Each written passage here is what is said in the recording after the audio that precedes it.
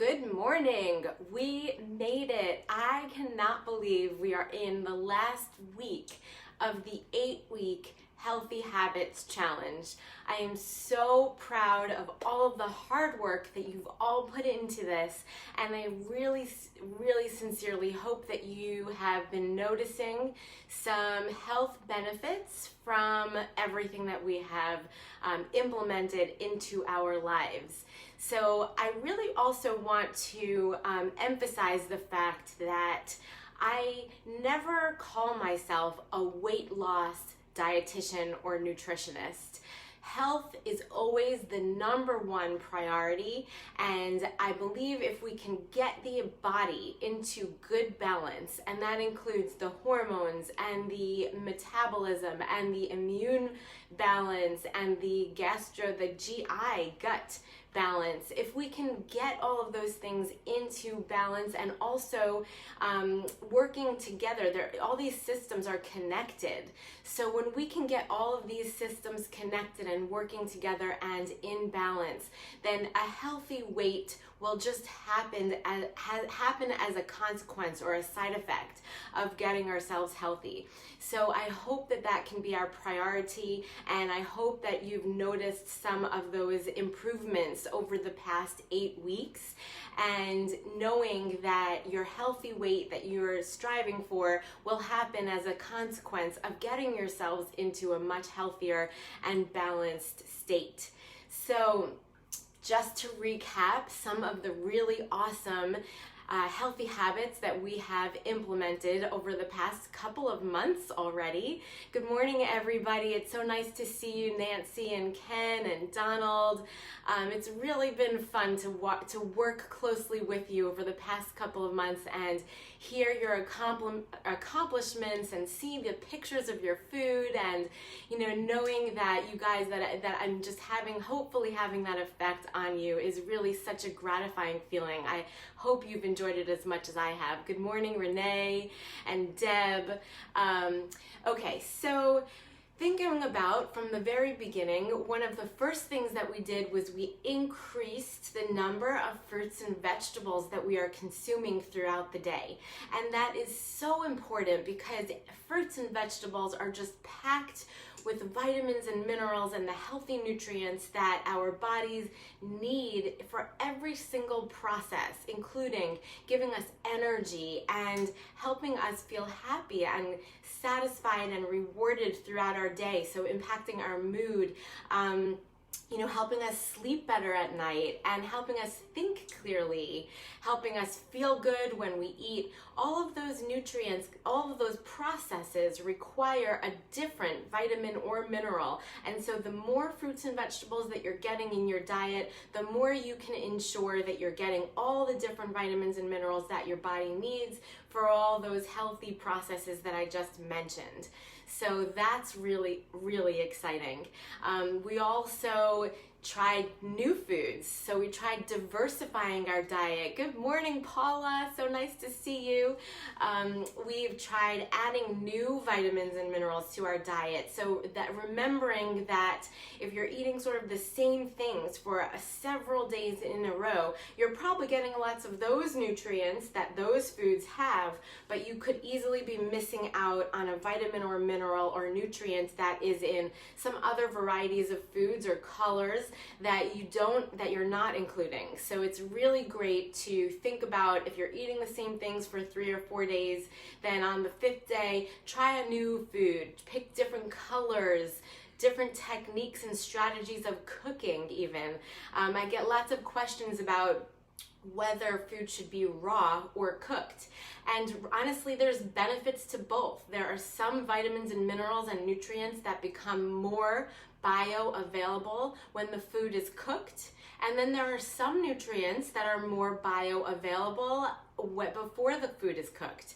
So again, diversifying your diet and having, different ways of cooking and different foods and different colors, all of those, varieties really does make a difference in your diet and your health. So that was one of the things we did. We also learned about eating whole, unprocessed foods. And that is so important also because when we eat processed foods, we're getting lots of ingredients that were, sort of put together in a laboratory. They're not actually food, and our bodies could possibly react to those food as if they're foreign, and that reaction is called inflammation. And we are always trying to reduce inappropriate inflammation.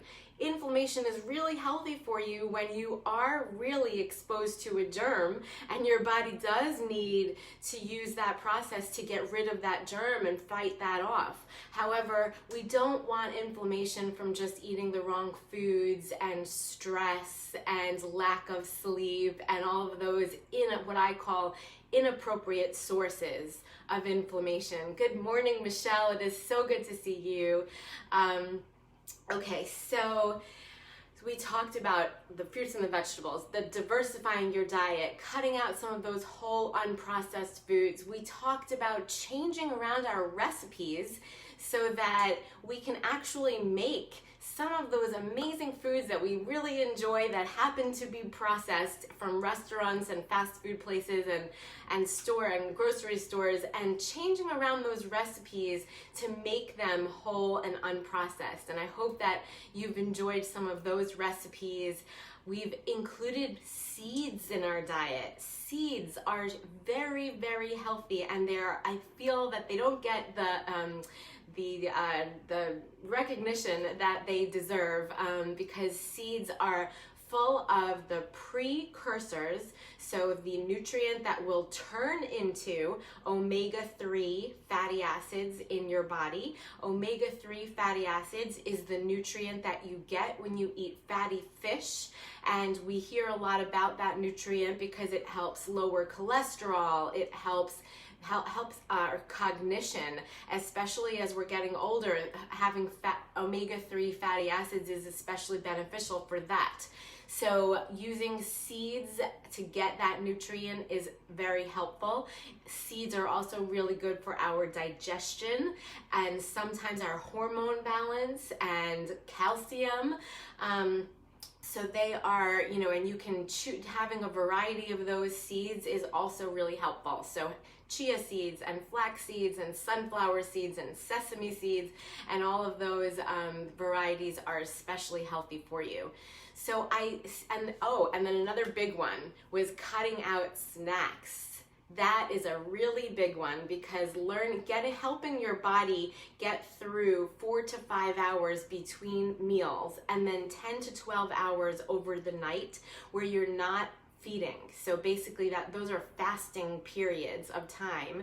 Good morning, Linda. Thank you for joining in. So having those periods of fasting is especially healthy for the body because that really helps your body completely digest the food that you ate at the last meal and actually start to use some of those calories for fuel rather than eating every couple of hours where all of a sudden then your body doesn't have to really burn any calories for fuel because it's just getting new food every single time. So it's especially healthy to have your body clear out that food and use it for energy, and that is what improves insulin function. So you're improving the sensitivity that your body has to insulin, and so that will better control your blood sugar. So if you're having any trouble with blood sugar dysregulation or insulin resistance, this is one of the best ways to do it is really making sure that your body has several hours to fully digest and get ready for the next meal. And I do have a caveat there. If you've gotten to a point where your blood sugar dysregulation is really off, and because of that, you're having times of the day where your blood sugar goes way too low, then for those people, then you will need to include small amounts of food in those time periods because you don't want to have low blood sugar. And that is something that I would probably want to talk to you more individually about, because, you know, we would want to sort of reverse that process of blood sugar dysregulation, and it would take a few more steps along the way to get there. But it is absolutely possible and reversible, so please let me know if you are one of those people, and I would love to work with you and help you through that process. But in general, people are much better off if they can get through those hours in between meals and overnight for better blood sugar regulation and insulin sensitivity. And so, yeah, so those are all some of the amazing habits that we have implemented. And if we can continue to think about those as we move forward, it doesn't have to be, you know, always every single day for the rest of your lives where you always have to stick to this to a T. But if these are general lifestyle habits that you can implement for the most part of your life, then you are setting yourselves up for really good quality of life. So not having some of those uncomfortable symptoms like headaches and joint pain and those chronic conditions that start to develop as we get older, you're really setting yourselves up for success there. I also wanted to just talk a little bit about a lot of the misinformation that we get online about all the different sort of fad diets. You know, we have a group of people that are fanatically, you know, insistent that the ketogenic diet is the best diet, and that's where you eat only fat and you cut out all your carbohydrates. You also limit your protein intake, and you're mostly eating fat. And those people will just, you know, swear up and down that this is the best thing that ever happened to them. And then you have the complete opposite end of the spectrum of people who say, well, eating fat will raise your cholesterol. And that end of the spectrum thinks that you should probably really cut back on your meat intake and only eat fruits and vegetables, and that's the only way to go. And, you know, those people are just as fanatic. And it's interesting because I almost feel like this is the same kind of, you know, discussion that we may have about in politics, where it's very polarizing and people have very distinct opinions and feel very strongly about what they are sort of selling, I guess. And the important thing to know is that every person is completely individual. We have a very unique genetic makeups. We have different lifestyles. We have different, you know, food that we like and dislike, and different schedules. And, you know, every single person has to consider themselves completely 100% unique and individual. And it is absolutely true that the ketogenic diet can have very good healthy benefits to a subset of people. And there's different conditions for which the ketogenic diet can be extremely helpful and healthy, and I actually would recommend it. And then there are people that I would say absolutely not, the ketogenic diet would be horrible for that person. And vice versa, the same thing with the vegetarian diet, vegan diet, and everything in between. So if you are, you know, one of these people who cannot figure out which is the best way to go, this is my advice to you. Number one is first implement all of the healthy habits that I have discussed over the past 8 weeks. Those are very general, moderate recommendations for, you know, for most people. And if then you continue to follow all of those recommendations of eating the fruits and vegetables and giving your body time to rest between meals and eating whole unprocessed foods, if you are still struggling at that point, then it's time to think about something a little bit more extreme. You know, and at that point, I would ask that you seek the recommendations of a healthcare professional like myself or someone else that you really trust. and then, don't follow everything that you read about in social media and, online. Dr. Google is not a person. So like I said, first let's start with the sort of general, really healthy way of eating. And then at that point, if you're still struggling with a health condition or discomfort at that point, then think about some of the more extreme options, but seek the advice of somebody who's done the research and who's basing their recommendations on science and evidence-based medicine, not just somebody that's getting ideas from social media and things like that. So I hope that all of that information is very helpful for you. I am excited to get into, I sort of made this recipe a little bit easier for myself. I kind of prepared it a little bit in advance so that I could have some more time to really go through everything that we've been through together and, and then just discuss the new week's challenge. What was I just going to say though before I got there even? I don't know. I don't remember. Anyway, okay, so this week's challenge is going to be, now that we have implemented all these amazing new habits, I would love to see even just a one-day food diary.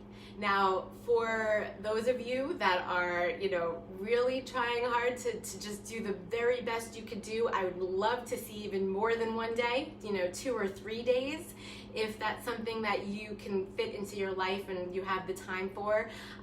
But even just a one-day food diary would show me that you have really accomplished some of these new habits that we have been working on, and it would just be a really good piece of evidence even for yourself to see maybe what on paper what you are doing now that might be slightly different than what you did 8 weeks prior.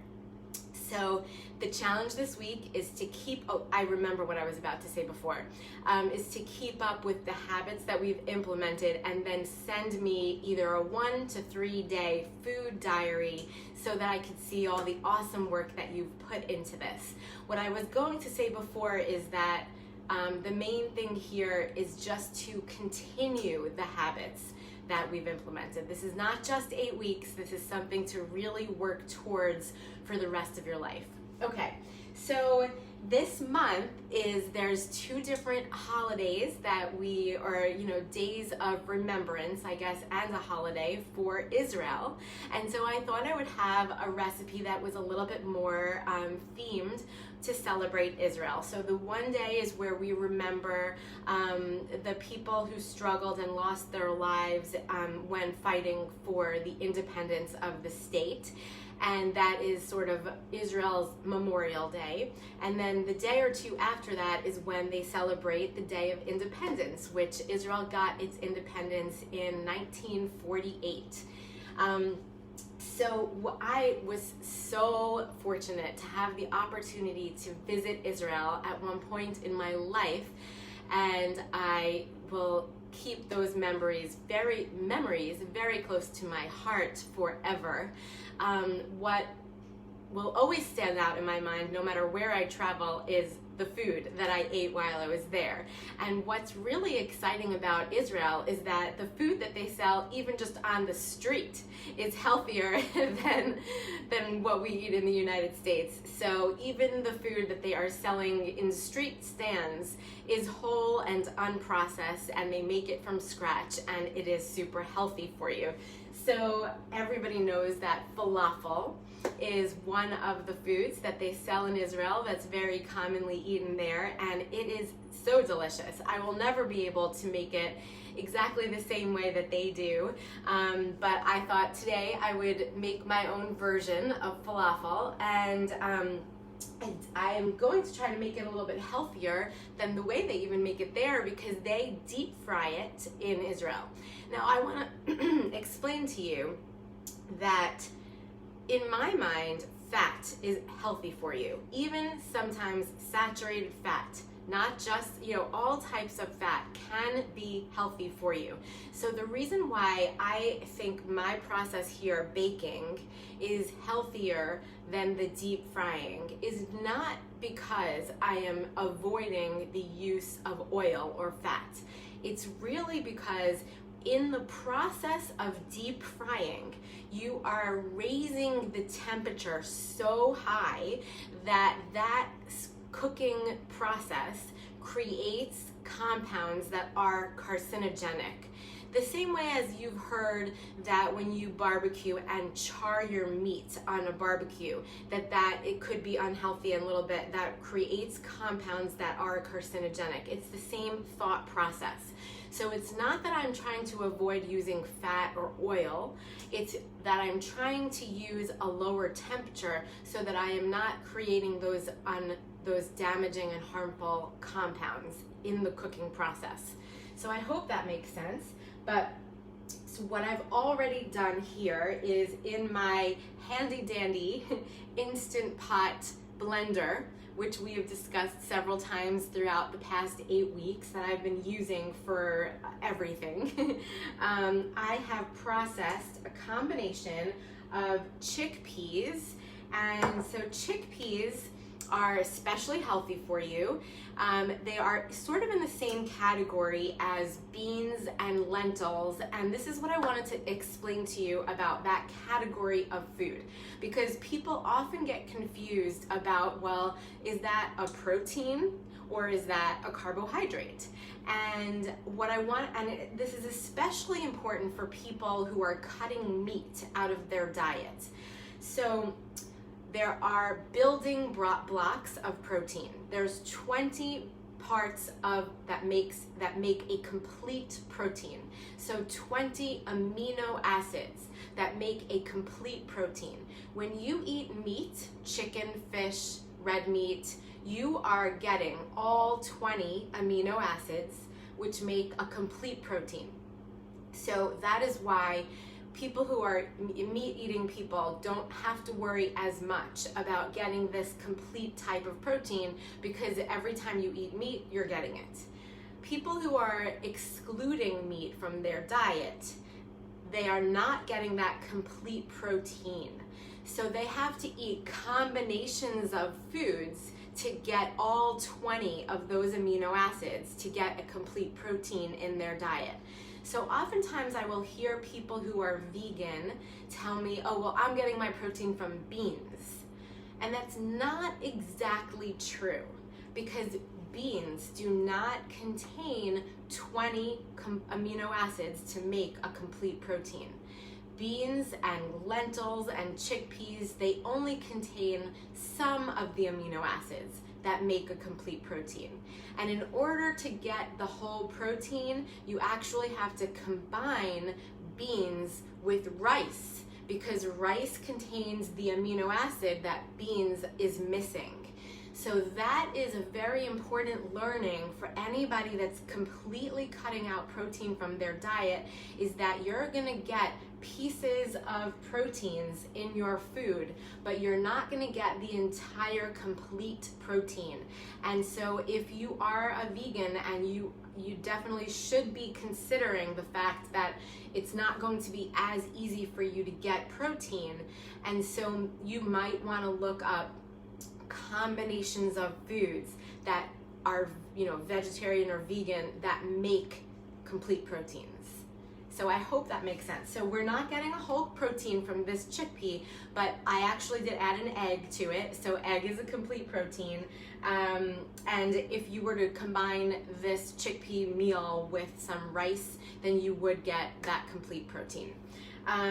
Okay, so in here I have my chickpeas, which I bought dry in a small little bag, and I just soaked them overnight in water. So they're just, if I were to eat them at that point, they wouldn't be right. I would have to cook them more. But since I am going to be baking this in the oven, that's fine. I processed those chickpeas with 1 egg, a cup of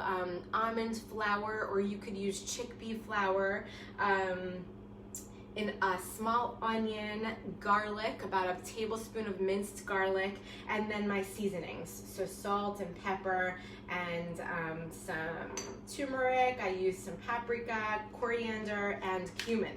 So that's it. And then I just processed it, and I have my oiled tray here, and I'm just going to form little balls from this and stick this here and bake it at 425 degrees for 15, maybe 20 minutes, depending on how long it takes to get brown. I may even turn it over in the middle.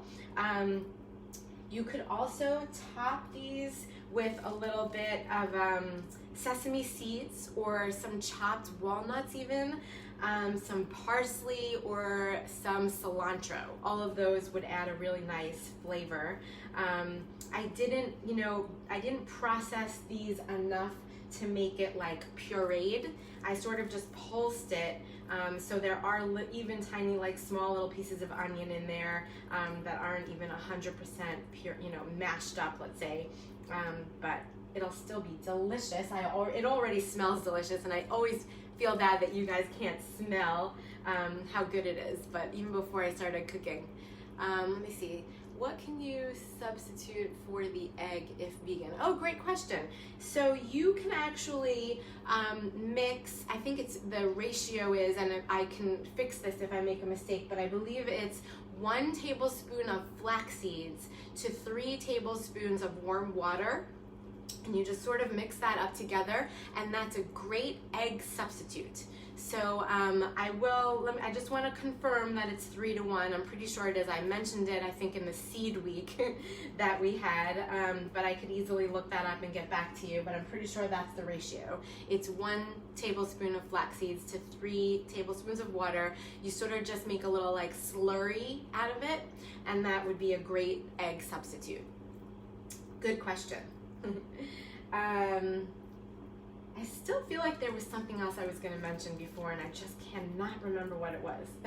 But anyway, oh, another thing that we talked about was structuring your plate. So we talked about making your plates 50% fruits and vegetables, 25% protein, and 25% resistant starch, which is the fiber that feed the good bacteria in our gut. And remember that the gut bacteria is what is responsible for secreting serotonin. So that changes our mood drastically. And the gut bacteria is responsible for digestion and immune system, immune function. So feeding that good gut bacteria is really important. And so resistant starch is in foods like rice, potatoes, beans, quinoa, squash, bananas, plantains. So if you're having, any issues with your having regular bowel movements, then it might be because you're not including enough resistant starch. That's really important. So that certainly include, it's even better. What's interesting is rice that is previously prepared and has been cooled and then reheated. That cooling process is when the resistant starch actually forms. So you're even better off eating leftover rice than you are eating new, freshly made rice. Okay, so these look amazing, and I am going to be serving these. Let me just wash my hands.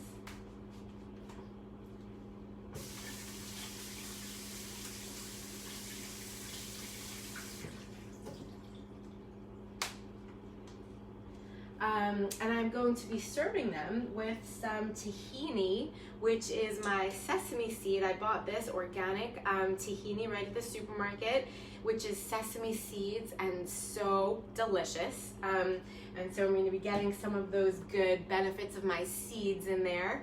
And a lot of times it's also served over like an Israeli salad, which really just is a combination of cucumber, tomato, onion, chopped up with some like oil and vinegar, and that it's pretty simple and delicious. So I'm gonna stick those in the oven. They're only gonna take 15 or 20 minutes. I can post a picture of that when they come out, but I just really want to sincerely thank you for all of this amazing effort you've been putting in over the past 8 weeks. Please let me know if you have experienced any health improvements. I would love to hear about that. And send me your food journals for this week so that I could, get like really see how much improvements you guys have been making. So it's been really fun, and keep me involved and incorporated in your dietary lifestyle going forward. I would love to meet with you and help you in any way that I can. So have a really great week, everybody, and I'll see you next time. Bye-bye.